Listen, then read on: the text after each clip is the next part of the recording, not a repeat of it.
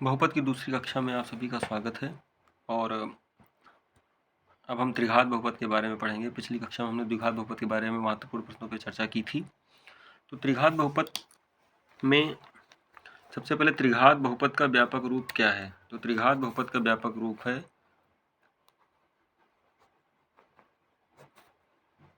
त्रिघात बहुपद का व्यापक रूप।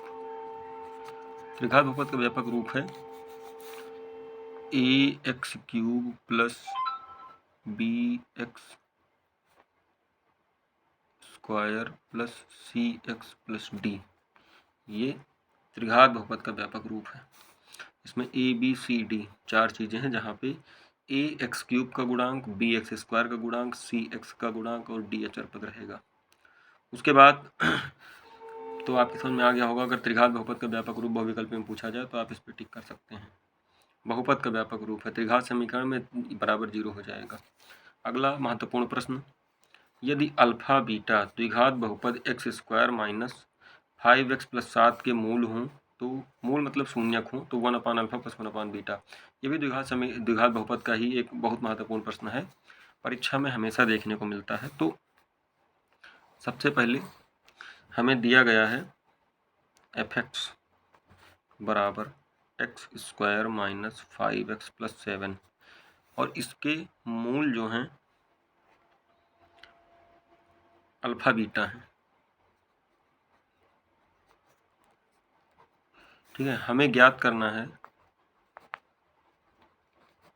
1/अल्फा प्लस 1/बीटा। तो इसको हम थोड़ा सॉल्व कर लेते हैं। बीटा का गुणा यहाँ कराएंगे तो बीटा हो जाएगा, अल्फा का गुणा यहाँ कराएंगे अल्फा हो जाएगा, नीचे हो जाएगा alpha into beta. Alpha beta LCM लिया, अल्फा से अल्फा कट गया, बीटा से ऊपर गुणा हो गया और बीटा से बीटा कट गया, अल्फा से ऊपर गुणा हो गया। ये भिन्न आप सरल करना जानते हैं। तो अब यहाँ पे हमें अल्फा प्लस बीटा ऊपर मिल गया, नीचे अल्फा इंटू बीटा मिल गया। अब इसे बहुत आसानी से हम सॉल्व कर सकते हैं। हमने पिछली कक्षा में आपको बताया था कि किस प्रकार से अल्फा प्लस बीटा का मान निकालते हैं और अल्फा इंटू बीटा का मान निकालते हैं। तो इस द्विघात समीकरण में गुणांकों की मदद से निकालते हैं हम। अल्फा प्लस बीटा बराबर माइनस b/a। तो माइनस b की जगह है -5 और ये माइनस पहले से लगा है तो प्लस का 5 हो जाएगा, और a की जगह कुछ भी नहीं तो 1 हो जाएगा। तो माइनस b/a बराबर आपको मिल गया 5। इसी प्रकार माइनस b/a बराबर 5 हो गया। इसी प्रकार अल्फा इंटू बीटा निकालेंगे तो आएगा c/a, और c/a यहाँ c की जगह दिया गया है 7 और a की जगह 1 दिया गया है, तो इसका मान आ जाएगा 7। इन दोनों मान को उठा के यहाँ रिप्लेस कर देंगे, तो चाहे बीटा प्लस अल्फा को चाहे अल्फा प्लस बीटा को, बात बराबर ही है।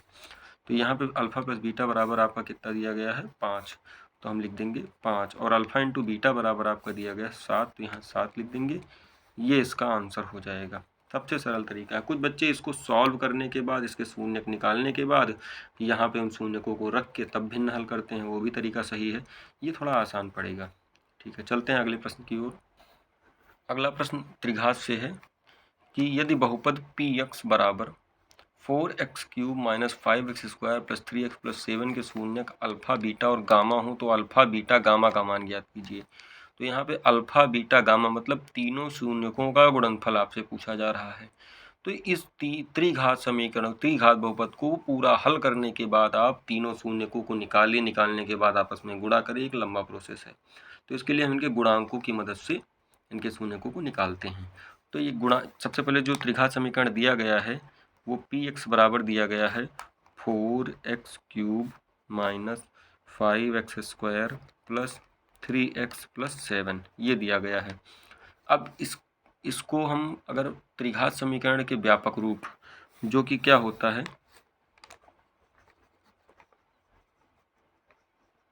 त्रिघात बहुपद के, समीकरण बार बार आ रहा है, त्रिघात बहुपद के व्यापक रूप ax³ plus bx² plus cx plus d से तुलना कराते हैं।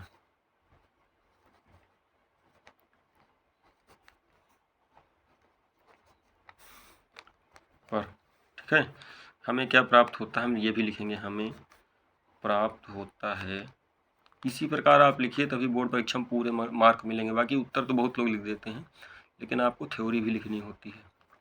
हमें क्या प्राप्त होता है, a बराबर, अब आप तुलना कीजिए, यहाँ एक्स क्यूब है, यहाँ एक्स क्यूब है, तो एक्स क्यूब के आगे जो एक्स क्यूब का गुणांक है वही तो a के बराबर होगा। तो a बराबर आपका हो जाएगा, a बराबर हो जाएगा 4।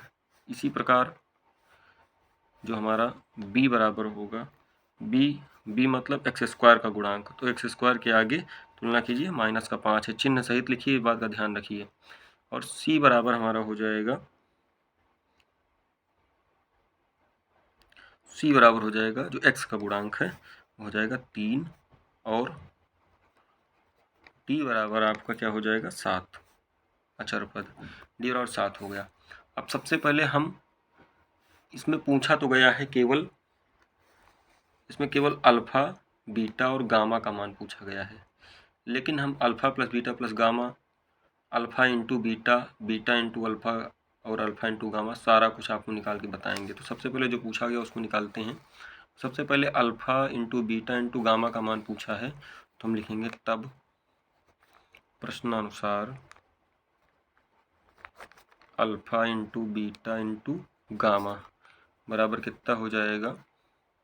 तो alpha into beta into gamma, हमें alpha into beta into gamma हम निकाले ही नहीं, हमने ए बी सी निकाला गुणांक। तो गुणांकों की मदद से एक सूत्र होता है कि alpha into beta into gamma बराबर होता है माइनस डी अपान ए। तो माइनस डी कितना दिया गया है, 7 दिया गया, आगे माइनस लगा देंगे, और ए दिया गया है 4।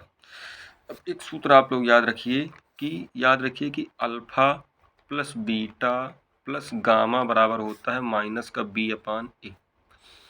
दूसरा याद रखिए, alpha beta plus beta gamma plus gamma alpha बराबर होता है सी अपान ए। और तीसरा फार्मूला अल्फा बीटा गामा, जैसा कि मैंने बताया, वो होता है माइनस का डी अपान ए। तो ये 3 फार्मूला हैं, और आपको पेपर में आपसे कोई भी चीज़ पूछी जा सकती है कि ये त्रिघात दिया गया है, alpha plus beta plus gamma निकालिए, या alpha beta beta gamma gamma gamma alpha निकालिए, या अल्फा बीटा गामा निकालिए, किसी तरीके से भी आपसे पूछा जा सकता है। तो इस प्रकार से इसको हम सॉल्व करेंगे। आई होप आपकी समझ में आ गया होगा। ठीक है, थैंक यू क्लास, मिलते हैं अगले वीडियो में। और अगर जानकारी आपको इंटरेस्टिंग लगे तो आप चैनल को सब्सक्राइब करें। धन्यवाद।